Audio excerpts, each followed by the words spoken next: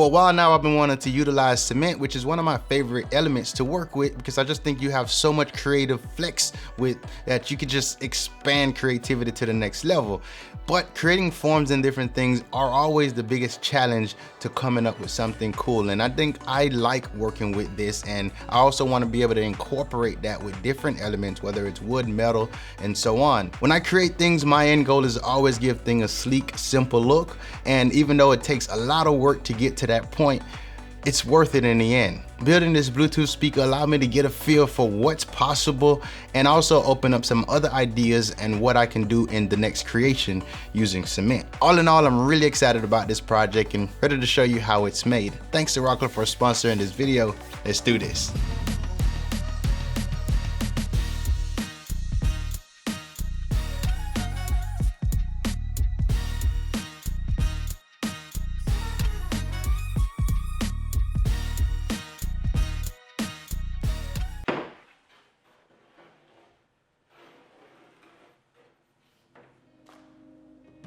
The most difficult part of this is creating a mold. And to build a mold, I'll need to cut down some melamine. This mold is the most complicated one I've created to this point. For the size of this, there's a lot of parts. The majority of the cuts is simple. This one is a bit more complicated, requiring a 7-degree cut.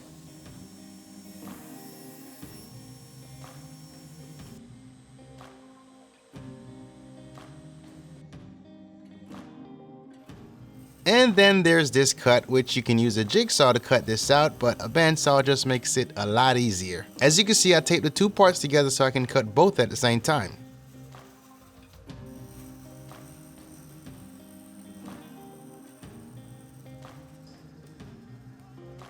At this point, all the parts are cut to size. If you'd like to build your own, I'll have a free cut list down in the video description. So let's take a look at what we'll need for this project. The first thing we're going to need here is some melamine. I'll also be using this Bluetooth stereo wireless speaker kit from Rockler. And although this was not easy to come up with, you'll also need some PVC end caps. And another crucial piece to this puzzle is a piece of PVC pipe. To build this form, I'll lay one side of the melamine down.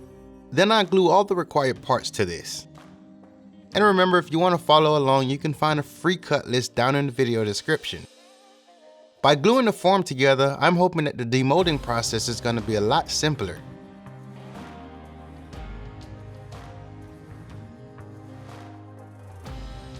Here's a quick look at the form in progress. As you can see, I have an exposed edge to the melamine facing the inside of the form. It's important to cover this up somehow, so I'll use some aluminum tape here. Leaving that exposed can be a bonding area for the cement. And that's what we don't want, because that would make it much difficult to remove the form. As I mentioned, I'm using aluminum tape here, but I can also see duct tape working here as well. The next thing I want to do here is to apply silicone to the corners. The silicone should leave a round edge on the finished product, but also seal the form. I'll put this in every corner that seems to be a potential leaking point. Now I'll remove the excess and let the silicone cure.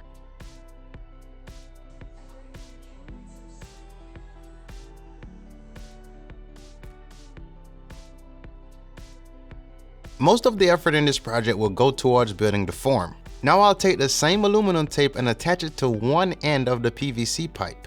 I'll press this on here firmly and cut off the excess. I'm doing this to prevent any cement from getting inside. Now I'll place this on the form and attach it with some hot glue. In the final product, this will be a port for the control panel.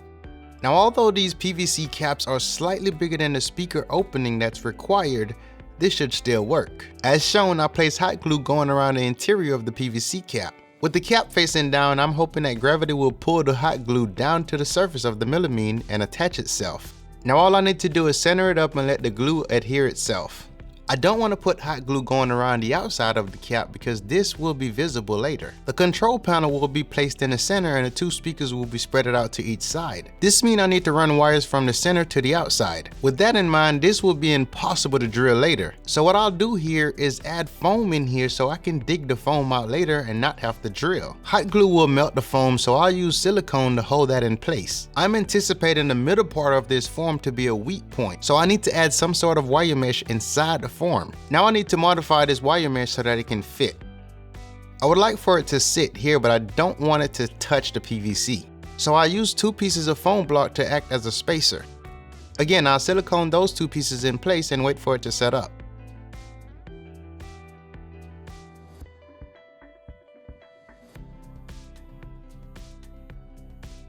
Now the wire mesh is elevated just above the PVC caps. I know this will look rather complicated, but it's pretty simple. It's just layers of things. At this point, it's rather complicated to wipe on any sort of wax type mold release. So my next best option is to use some WD-40 here. Now to close up the form, I'll place the final side onto that and then clamp it on.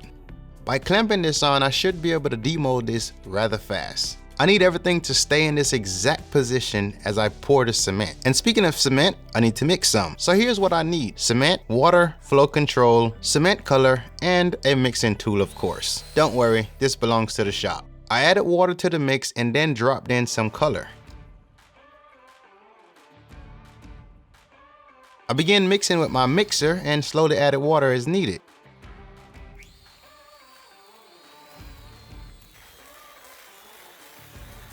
The mix looks pretty good to me, but I want this to be a little more fluid. Adding too much water will diminish the structural strength, so I'll need some flow control here.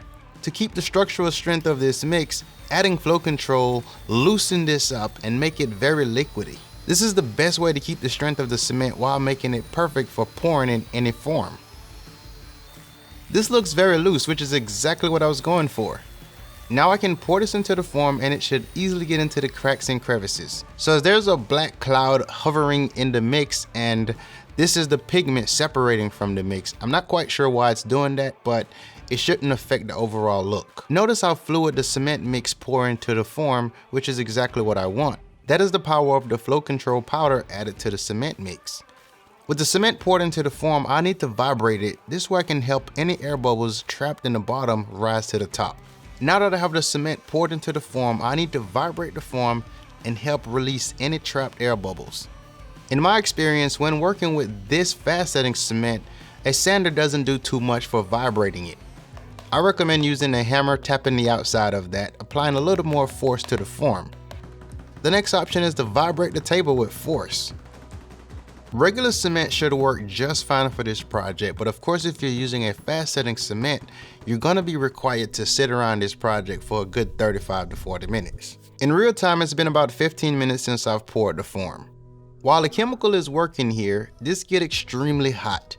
And although it's raining outside, that's not good enough to cool this down. So this is why you have to babysit this project for about 30 to 40 minutes. By not keeping this cool, you'll more than likely see hairline cracks in this.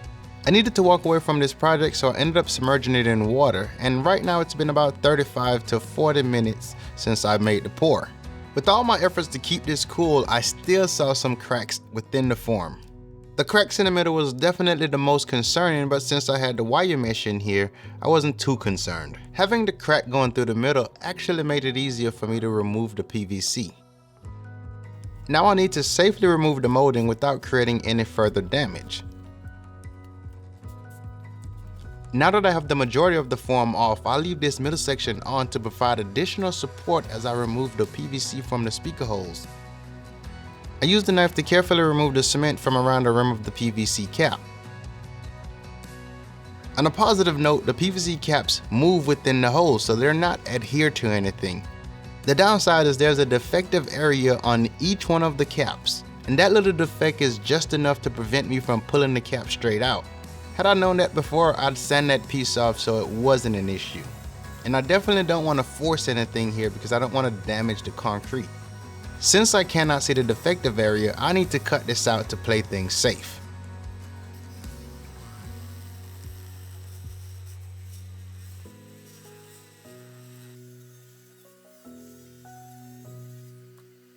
Now that I have it out of the hole, this little imperfection here caused all that trouble.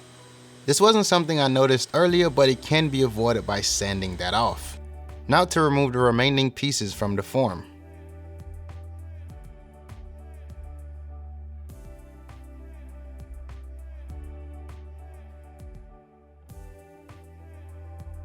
And although there's a crack going through the middle, I'm pretty satisfied with where I'm at. Because I added the foam earlier, now I can dig it out and create a passage from the speaker hole over to the center. This was so satisfying for me.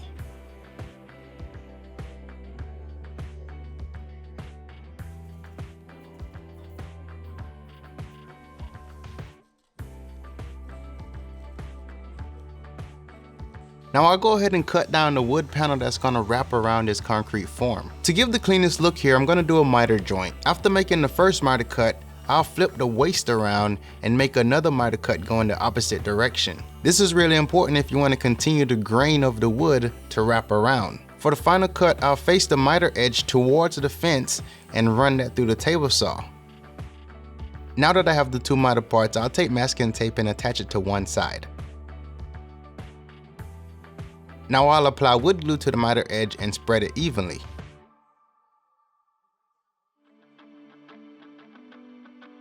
Now join the two parts and use the masking tape to hold the parts together. I double checked to make sure the joint was squared and let it sit till the glue cured. To add a more interesting look to the final product, I cut down a few strips of walnut. I didn't have a true direction for these pieces, so I'll have to make something up on the fly.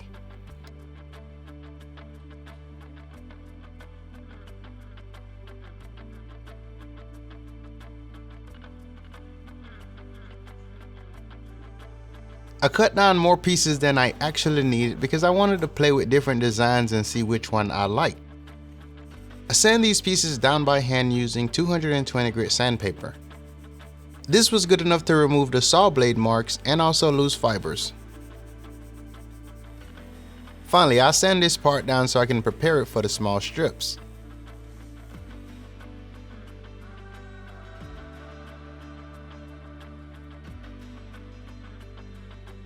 I could have went a number of ways with this final piece here, but I decided to add the strips on it as a way of adding an accent. Had I thought about this prior, I could have also used a CNC machine to create a simple design on the face of this. I kept it pretty simple using fast setting glue to attach these small strips. Now I'll use tung oil as the finish. It'll bring the color of the wood out while keeping everything to a satin look.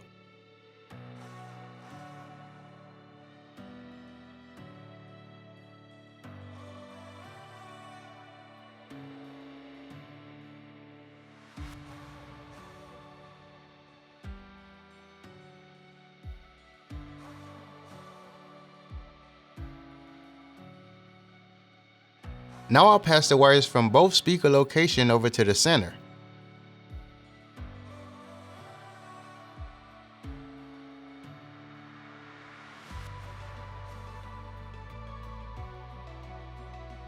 To secure the speakers, I ran a bead of hot glue around the perimeter of the speaker. I quickly learned that it was probably better to run the hot glue within the hole than place the speaker on top of that. While the glue was still hot, I flipped the speaker over and placed it down in the hole. I'll repeat the same thing on the other side, but this time around I'll place the hot glue within the hole.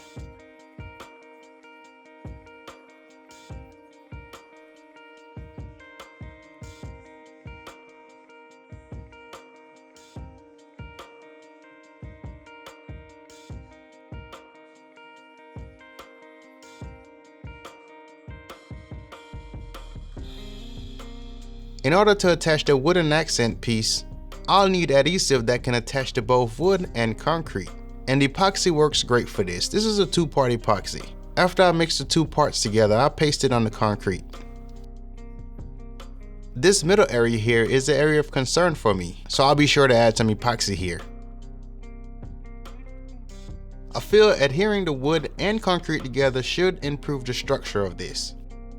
Now I can place the wooden part on this and add a clamp or two to hold this in place.